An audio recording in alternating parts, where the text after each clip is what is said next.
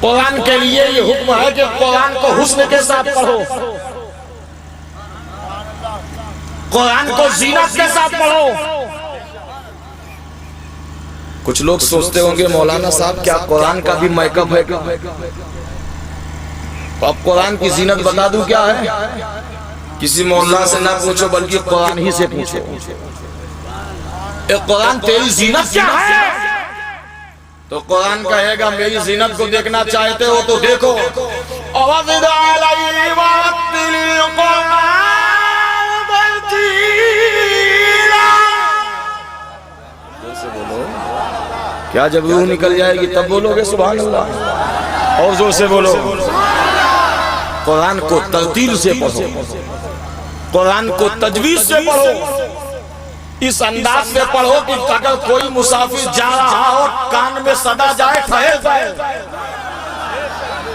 اور اسی قرآن کے لیے تو ایک شاعر نے کہا ہے کہ ہے قال محمد قال خدا فرمان نہ بدلا جائے گا، ہے قول محمد قال خدا فرمان نہ بدلا جائے گا، بدلے گا زمانہ لاکھ مگر قرآن نہ بدلا جائے۔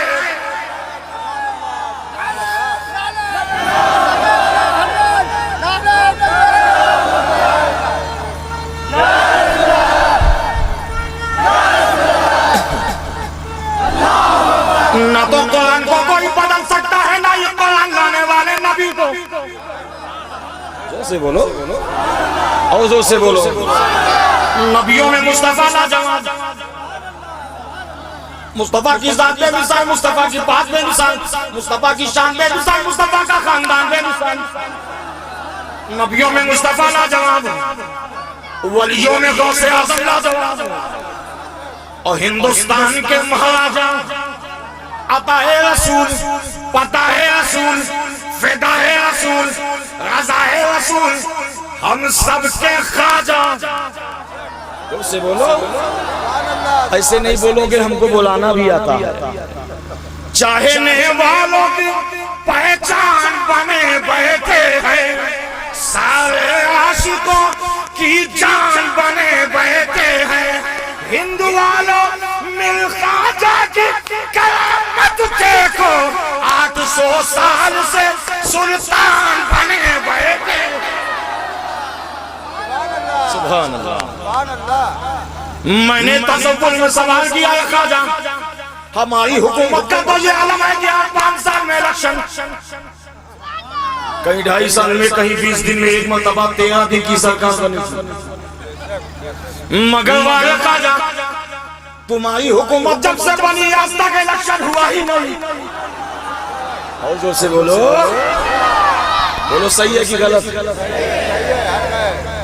گنبد اجمیر نے جواب دیا، لوگوں کی حکومت اس لیے بدلتی ہے، اس دل کو جوڑا اس دل کو جوڑا، اس دل کو جوڑا اس دل کو جوڑا، اور خواجہ نے ہندوستان میں دل نہیں جوڑ کر بنایا بلکہ دل جوڑ کر بنایا ہے۔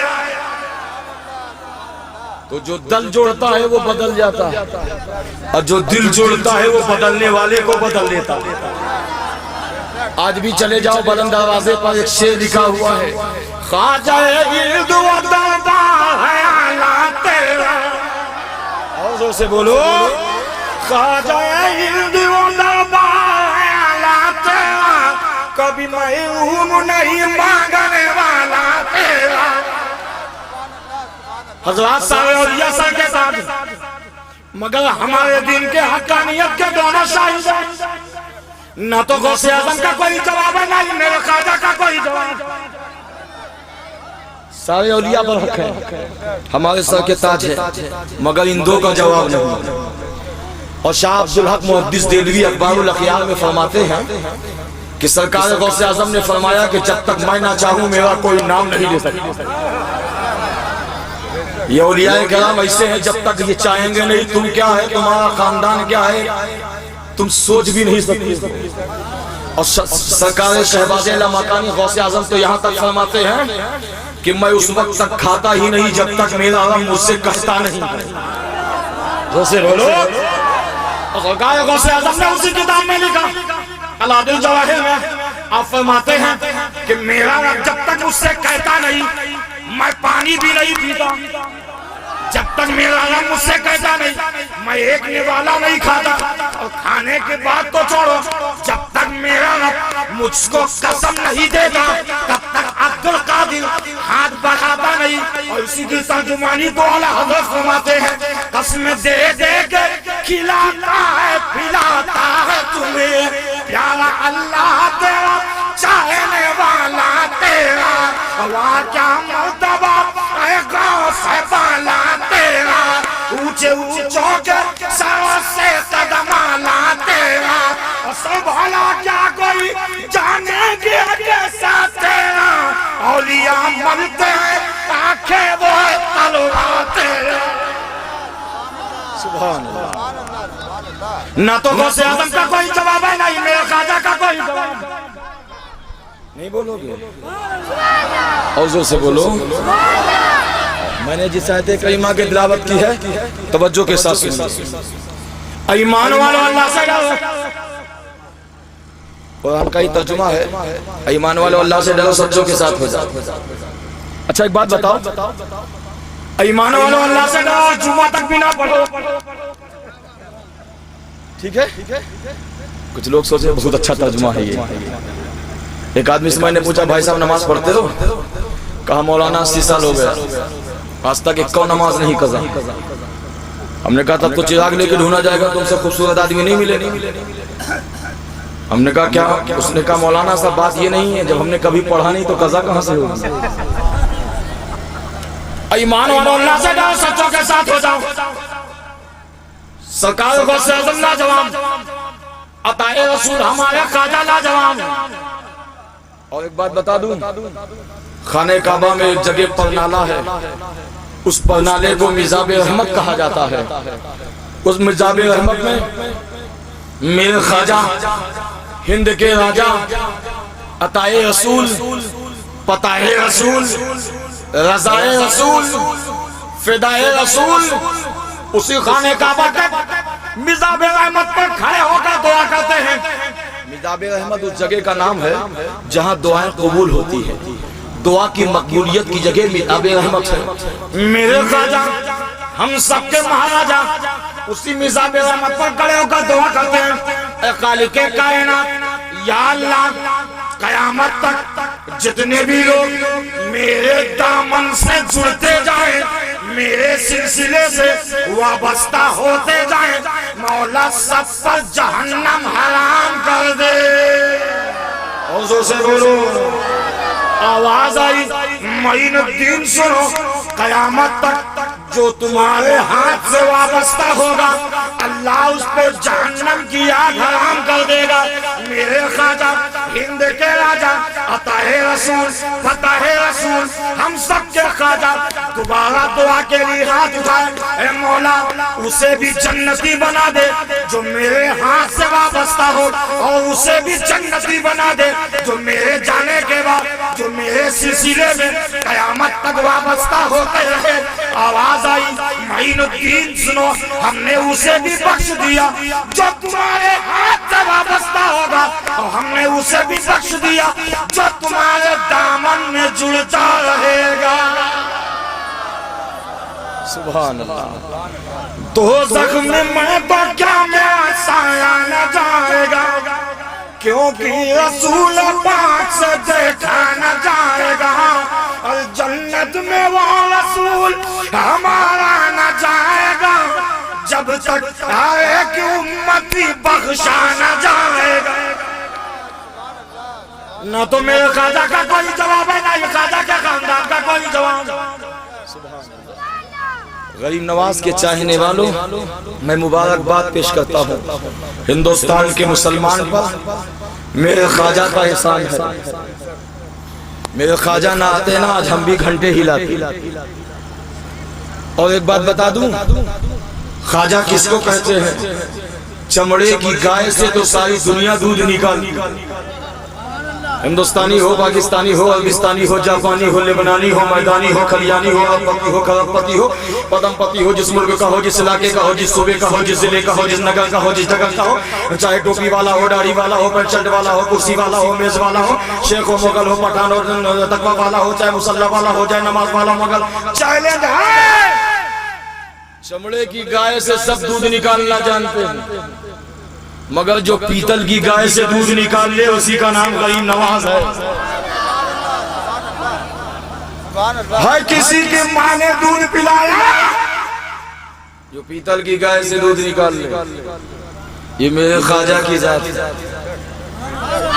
حضرات کہانی نہیں بتا رہا ہوں، میرے خواجہ نے وہ کیا ہے جو کوئی نہیں کرے۔ ہندوستان میں میرے خواجہ کو لوگ خواجہ کے نام سے کم غریب نواز کے نام سے زیادہ جانتے ہیں، اور بہار بنگال کے تو ایسے عاشق ہیں کہ جب غریب نواز کا گنبد دیکھتے ہیں تو مذکر مؤنث سب بھول جاتے ہیں، نعرہ لگائیں گے خواجہ کا دامن نہیں چھوڑے گی، مگر یہ عشق ہے، عشق ہے، اور یہی عشق تو رب کو پسند ہے۔ عشق کرنے سے وحدت کا مزہ ملتا ہے، عشق کرنے سے وحدت کا مزہ ملتا ہے، عشق سچا ہو تو بندے کو خدا ملتا ہے۔ نہ تو میرے خواجہ کی ذات کا کوئی جواب ہے، نہ ہی خواجہ کا دربار کا کوئی جواب ہے، اور دربار تو اتنا لاجواب ہے، اتنا لاجواب ہے کہ جس سال جاؤ، جتنی مرتبہ آپ جاؤ گے ایسا لگے گا کہ اس سال سب سے زیادہ بھیڑ ہے۔ آپ کہو گے بزرگوں کے دامن سے کیا ملتا ہے؟ سنو، ہندوستان میں خانقاہ ہے جن کا نام محبوب الہی ہے، جانتے ہو آپ؟ یہ سرکار غریب نواز کے خلیفہ ہیں، سرکار غریب نواز کے وقت کے بزرگ ہیں۔ حضرت خواجہ نظام الدین اولیاء نے اپنے کتاب میں لکھا ہے کہ عاشق رسول جب اپنی قبر میں جائے گا تو پچھتائے گا، اپنی قبر میں جائے گا تو پچھتائے گا۔ جانتے ہو کس لیے؟ اس لیے نہیں میں قبر میں کیوں آ گیا، بلکہ اس لیے پچھتائے گا کہ میں قبر میں دیر سے کیوں آیا۔ اچھا ایک بات بتانا، کوئی شوقیہ ماننا چاہتا ہے؟ بولو، ماننا تو چھوڑو، کوئی بڈھا نہیں ہونا چاہتا، یہ تو اللہ کی قدرت ہے۔ ایک جگہ میں تقریر کر رہا تھا، ایک 60-70 سالہ بوڑھے سامنے بیٹھے تھے، میں نے کہا بابا کوئی بوڑھا جنت میں نہیں جائے گا۔ وہ لٹھ لے کے کھڑے ہو کہا مولانا صاحب جب ہم کو جنت میں نہیں جانا تو جلسہ کرانے سے فائدہ کیا ہے؟ پورا مجمع بولو، اور زور سے بولو، اے میرے خدا مجھ کو،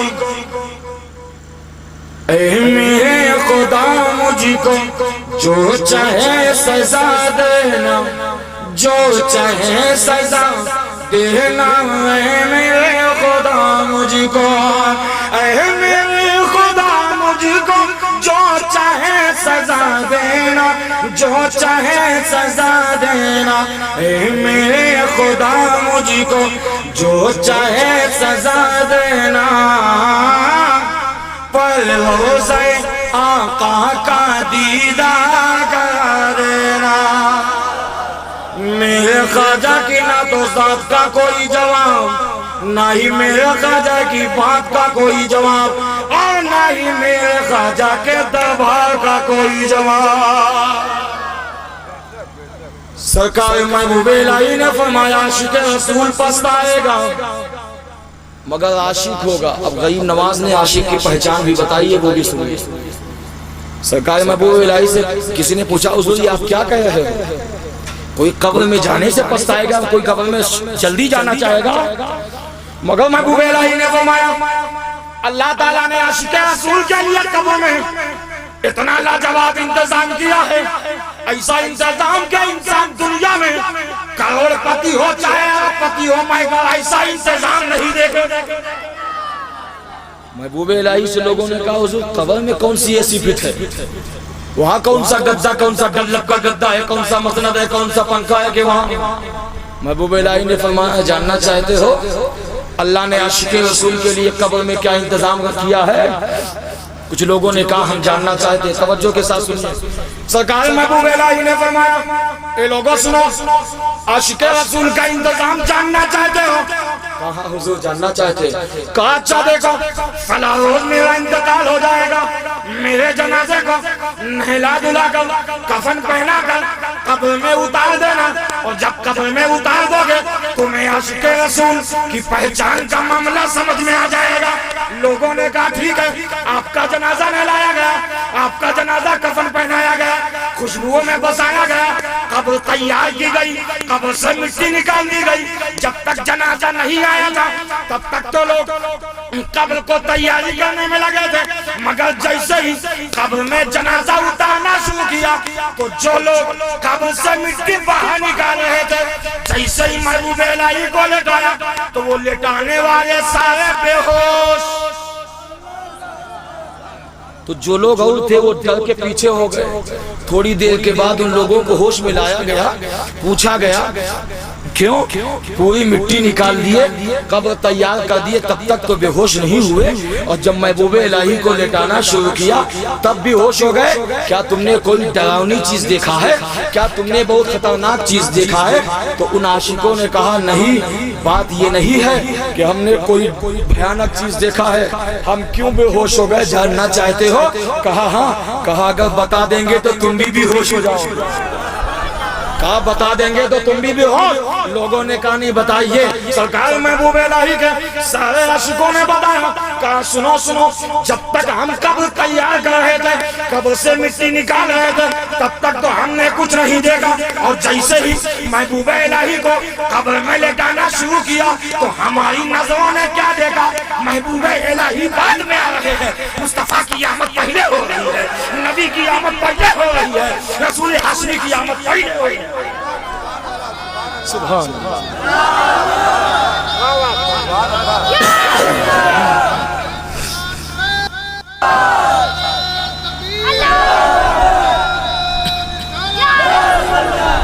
اب سرکار غریب نواز کے خلیفہ ہیں حضرت خواجہ نظام الدین اولیاء. اب سنو، آج پورے ہندوستان میں نہیں پوری دنیا میں میرے خواجہ کو کم غریب نواز کے نام سے زیادہ جانتے ہیں. ہندوستان والوں سے پوچھو کہاں جا رہے ہو؟ غریب نواز کے ہاں. پاکستان والوں سے پوچھو کہاں جا رہے ہو؟ غریب نواز کے ہاں. ترکستان والوں سے پوچھو کہاں جا رہے ہو؟ غریب نواز کے ہاں. مگر کبھی یہ پتہ لگایا کہ میرے خواجہ کو، ہند کے راجہ کو سب سے پہلے غریب نواز کہا کس نے؟ بہت سے لوگوں نے اپنے اپنے انداز میں لکھا ہے کہ میرے خواجہ کو، کسی نے لکھا ہے کہ غوث اعظم نے یہ لقب دیا ہے، کسی نے لکھا ہے کہ کچھ لقب دیا ہے. مگر میری نگاہوں سے جو ایک واقعہ گزرا ہے سنو، انشاءاللہ کل پرسوں نہیں برسوں تک یاد رکھو گے. میرے خواجہ ہند کے راجہ، عطائے رسول، فتائے رسول، فدائے رسول، ہم سب کے مہاراجہ، اپنے پیر و مرشد حضرت خواجہ عثمان ہارونی کی بارگاہ میں تقریباً 20 سال کے بعد اپنی پیر و مرشد کے بارگاہ میں گئے. یہ خواجہ عثمان ہارونی کون ہے؟ یہ میرے خواجہ کے پیر ہیں. 20 سال تک نالین اٹھائی ہے. آج کل ہمارا کیا معاملہ جانتے ہو؟ پیر صاحب دعا کر دیجئے، اس سال 1 گاڑی ہے، اگلے سال 10. اگر دعا کر دیا تو ٹھیک، نہیں شجرہ واپس. پہلے کے مرید تھے پیر ڈھونڈتے تھے، اب تو پیر خود ہے مرید ڈھونڈتا. 20 سال تک میرے خواجہ نے اپنے پیر و مرشد کی نالین اٹھائی ہے. اب تو آج مرید ہوتا ہے 1 گھنٹے بعد خلافت مانگتا. آج کل کے پیر بھی بڑے ہوشیار ہیں، خلافت تو نہیں، خالی آفت ضرور دے دیتے. مگر سنو جواب نہیں. اگر پیر ہو تو خواجہ عثمان ہارونی کی طرح، مرید ہو تو معین الدین اجمیری کی طرح. نہ تو ایسے پیر کا کوئی جواب اور نہ ہی ایسے مرید کا کوئی جواب. لوگوں نے کہا حضور یہ سمجھے نہیں. کہا سنو، 20 سال تک میرے خواجہ نے اپنے پیر و مرشد کی نالین مبارک اپنے سر میں اٹھائی. 20 سال کا عرصہ گزر گیا. ایک دن میرے خواجہ ہند کے راجہ، عطائے رسول، فتائے رسول، رضائے رسول، فدائے رسول، 20 سال کے بعد اپنے پیر و مرشد حضرت خواجہ عثمان ہارونی کی بارگاہ میں آئے. پیر نے کہا معین الدین کیسے آنا ہوا؟ کہا حضور 20 سال کا عرصہ گزر گیا ہے آپ کی خدمت میں رہتے ہوئے، آپ کی نالین 20 سال اٹھاتے ہوئے ہو گیا ہے، سرکار اجازت دو تو یہ غلام کچھ عرضی پیش کرنا چاہتا ہے۔ میرے خواجہ کے پیر حضرت خواجہ عثمان ہارونی فرماتے ہیں شہزادے بتاؤ کیا عرضی ہے؟ معین الدین بتاؤ کیا چاہتے ہو؟ کہا حضور 20 سال کا عرصہ گزر گیا ہے، میں چاہتا ہوں کہ 20 سال کا عرصہ تو گزر گیا ہے، باقی جو زندگی ہے اس باقی زندگی میں معین الدین کے دامن میں حسنین کریمین شہیدین طیبین طاہرین منیرین کا صدقہ معین الدین کے دامن میں ڈال دیا جائے۔ جو سے بولو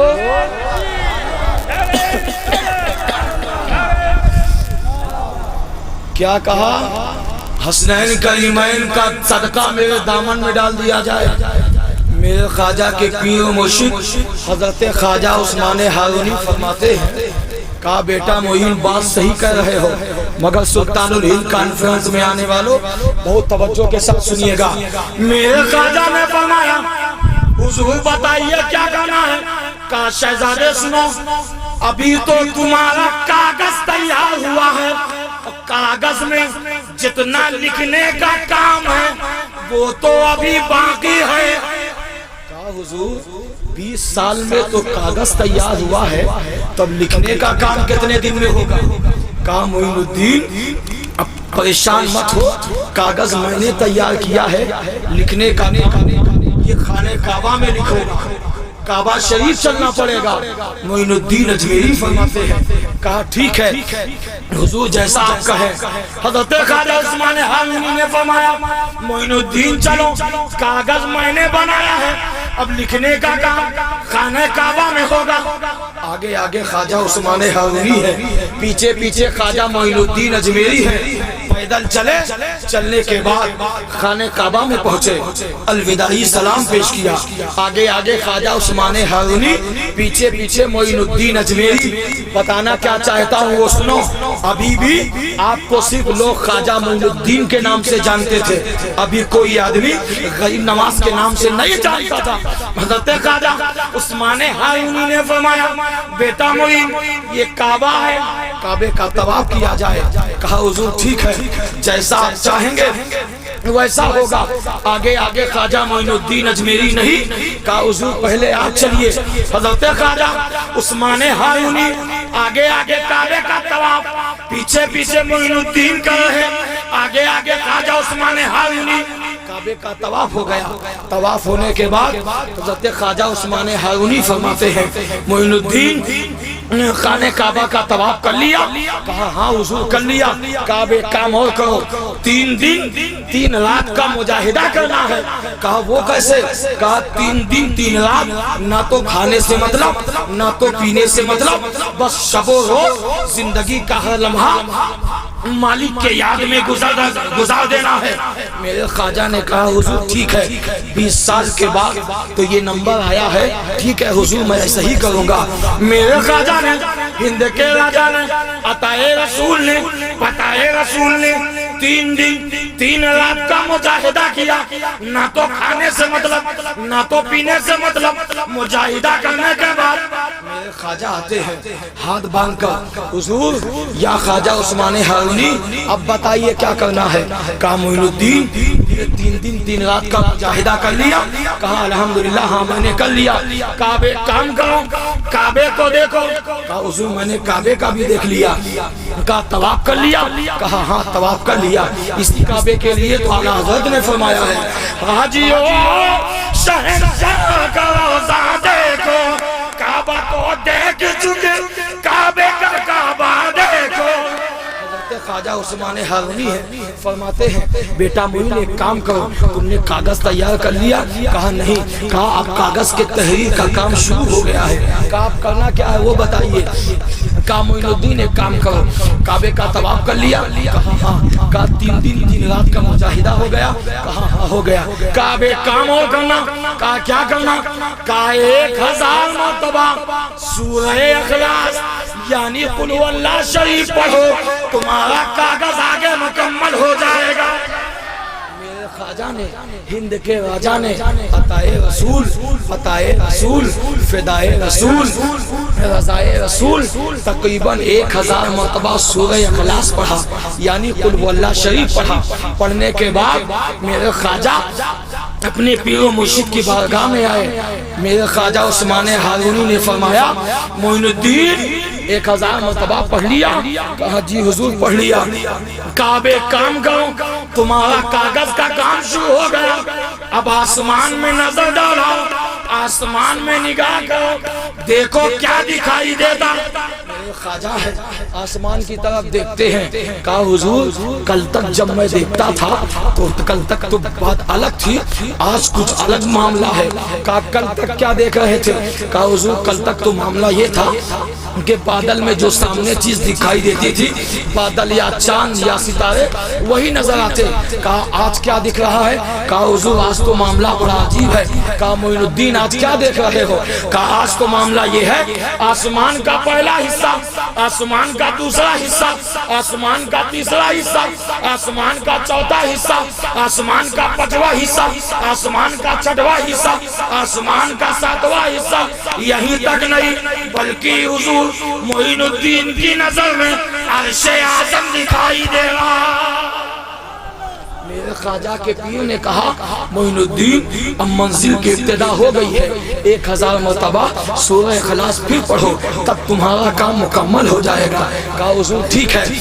میرے خواجہ ہیں ہند کے راجا ہیں، عطائے رسول ہیں، فتائے رسول، 1000 مرتبہ سورہ اخلاص پھر پڑھا اور پڑھنے کے بعد اپنے پیر و مرشد کی بارگاہ میں آئے۔ حضور 1000 مرتبہ میں نے پڑھ لیا، اب کیا کرنا ہے؟ کہا معین الدین اب اسی آنکھ کو جس آنکھ سے آسمان دیکھا تھا اب اسی نظر کو زمین میں دیکھو، زمین میں کیا دکھائی دے رہا ہے؟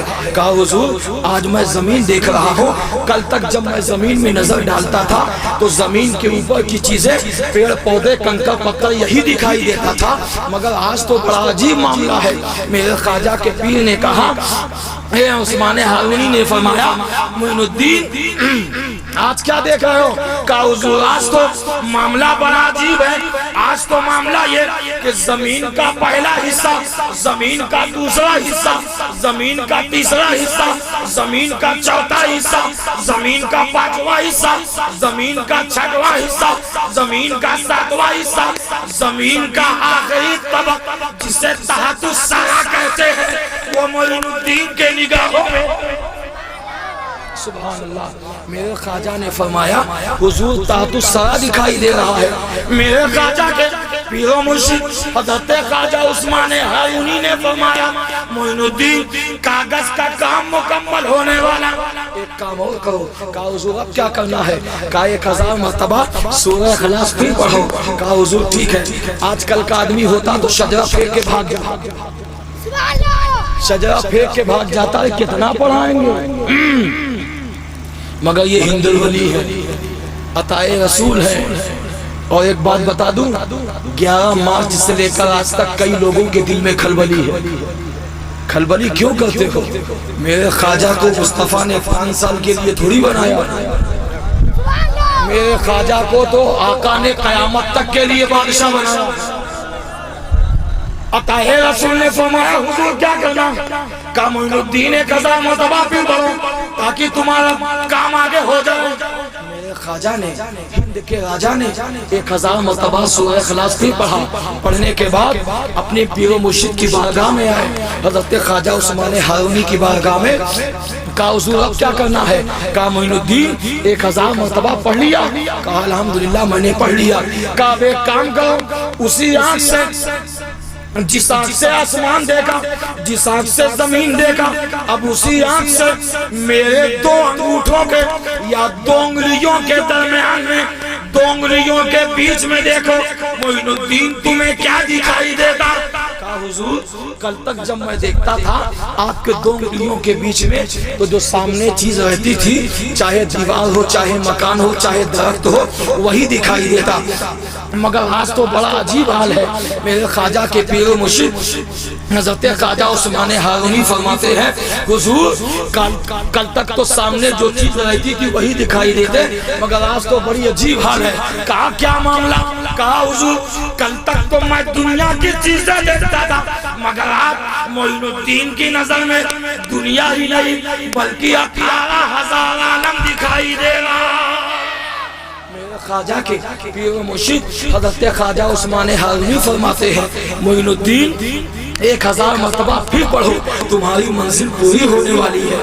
میرے خواجہ عطائے رسول پتائے رسول فدائے رسول رضائے رسول ہم سب کے خواجہ 1000 مرتبہ سورہ اخلاص پھر پڑھا، اور پڑھنے کے بعد میرے خواجہ نے اپنے پیر و مرشد کی بارگاہ میں آئے، حضور اب کیا کرنا ہے؟ کہا اسی دو انگلی کے بیچ میں دیکھو کیا دکھائی دے رہا ہے؟ کہا حضور جب پہلی بار دیکھا تو 18,000 عالم دکھا۔ کہا اب کیا دکھائی دے رہا ہے؟ کہا حضور اسی 18,000 کے عالم میں پہلی بار تو 18,000 عالم دکھا، اب دیکھ رہا ہوں تو اسی 18,000 عالم میں ایک صوبہ ہندوستان ہے وہ نظر آ رہا ہے۔ معین الدین اجمیری سے آپ کے پیر نے کہا